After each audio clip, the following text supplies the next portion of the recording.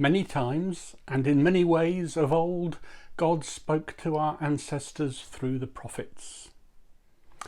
The majestic opening of Hebrews.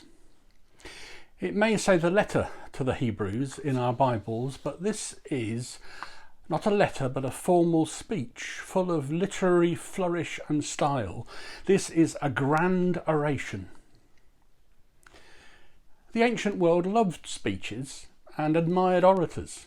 They respected the power of words and those who could wield them well. Many times and in many ways. In the Greek it actually rhymes. Polymeros kai polutropos. This language should make us feel good, lift up our heads. We are being addressed as if we were Roman senators or the court of Alexander the Great.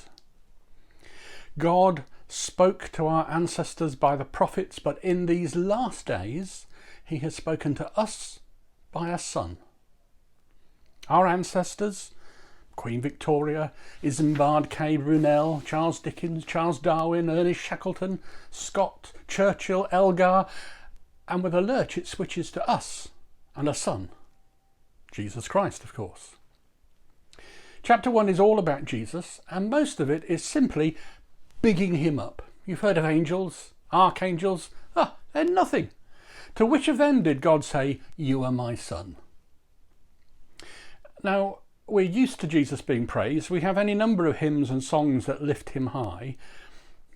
Can we imagine being surprised to hear Jesus praised, being impressed, confounded to hear him compared to the great names of the past? Jesus, after all, was executed as a criminal. He died naked after torture by crucifixion, not long before Hebrews was written. He was not a good fit with the ancestors in their robes and uniforms, listening to speeches in their marble halls. Jesus and his followers were low class, poorly educated. After the crucifixion, his followers scattered. And when they eventually came together again, they argued and divided into competing camps. It's not much to be proud of, is it? Not much to set alongside Caesar Augustus or even the high priest in Jerusalem. So be amazed. Hebrews says this dusty preacher is the greatest power in the universe. Not emperors, not angels, not archangels, but Jesus. Not the imperial legions, not the Roman legislature, not the temple treasury, but Jesus and his talk of sheep, his fishermen friends, the women so often pushed into the background, the sick and the strange who gathered to him. These are the greatest, most enduring, most wonderful thing in all of history. This is what it's all about.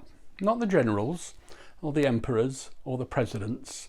The Son is the reflection of God's glory and the exact imprint of God's very being. That verse works really well in English, I think. He is the reflection of God's glory and the exact imprint of God's very being.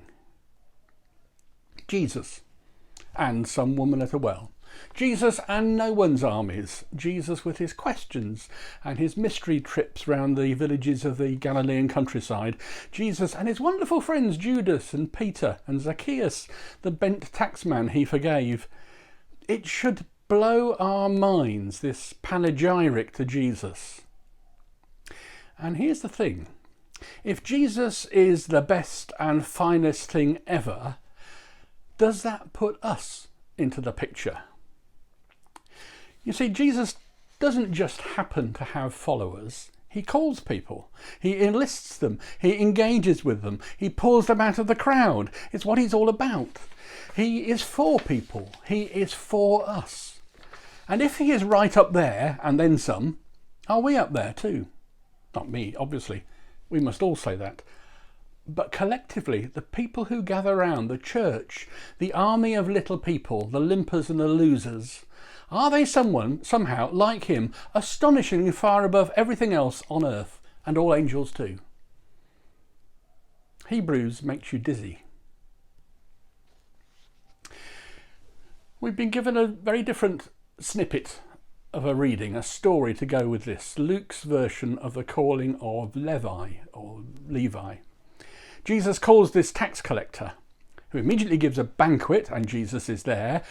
Why do you eat with tax collectors and sinners? The righteous grumble, as they always do. But this is what Jesus does. This is him through and through. If he is the exact imprint of God's very nature, the likeness is not in his face, it's in his character, and his character is revealed in the company he keeps and the things he says to them and the things he does with them. Here's a painting of Jesus calling the tax collector Matthew. It's painted by Caravaggio in about 1600. These days it hangs in a church in Rome. The current Pope used to go and see it as a young man when he was a student in Rome, I guess, and he liked it very much. It's interesting in lots of ways. It's interesting that it's indoors. I imagine a customs booth being more like a table or a kiosk, perhaps, by the road or by a gate into a town. But Caravaggio loves shadows and shafts of light, so he prefers everything to be indoors. The 5 people sitting around the table are all wearing silks and stockings. 2 have hats with feathers, as if they were Italians in the year 1600. And perhaps that's the right way to paint the Bible, as if it happened earlier today to people just like us. But who is who? There are 2 people who have just come into the room, standing up in the doorway, and they are Jesus and a disciple, probably Peter. But which is which? Well, Caravaggio has helpfully given Jesus a halo, a very, very faint little wire halo. So that must be Jesus, and he is pointing at Matthew. But which one is Matthew? First thought, the one looking back at him, the man with the beard. Are you calling me Jesus? Or is Matthew the man at the end of the table, slumped, moving coins with his fingers, who hasn't even noticed Jesus yet? Is the man with the beard pointing at himself, or at that younger man at the end of the table? It's hard to say. Perhaps Caravaggio is quite happy for us to be unsure. Who is Jesus calling today? Is he calling you? Is he calling me? One thing more, that hand. Does anybody point like that? No.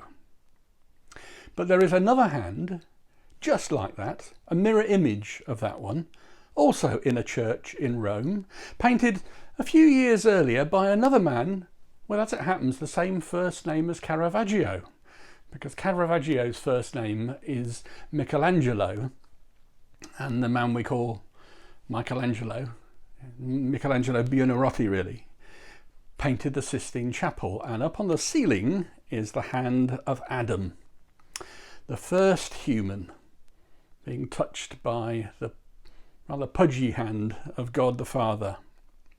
Jesus is the second Adam. He is the reflection of God's glory, and if he is the exact imprint of God's nature, then he shares this with us as well. And we are the scallywags surprised by Jesus Christ, thrown into confusion. Who? What? Wait, how? There is no Jesus Christ without his word, without his calling, his seeking and enlisting. No Jesus Christ except the Jesus Christ who is for us, who brings us together to live in that reflected glory, to bear the character of God's imprint. When we pray for each other, when we whisper a word of encouragement, squeeze a hand, listen to someone's story at the food bank, notice that someone is sad, show someone else that they are forgiven. When we are salt and light, channels of the word of grace, then we, with Jesus, are the greatest power in the universe.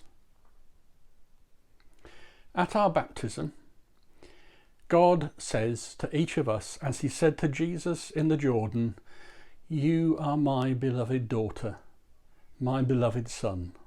With you I am so very, very pleased." How warm, how wonderful, this God who speaks at last to us by our Son.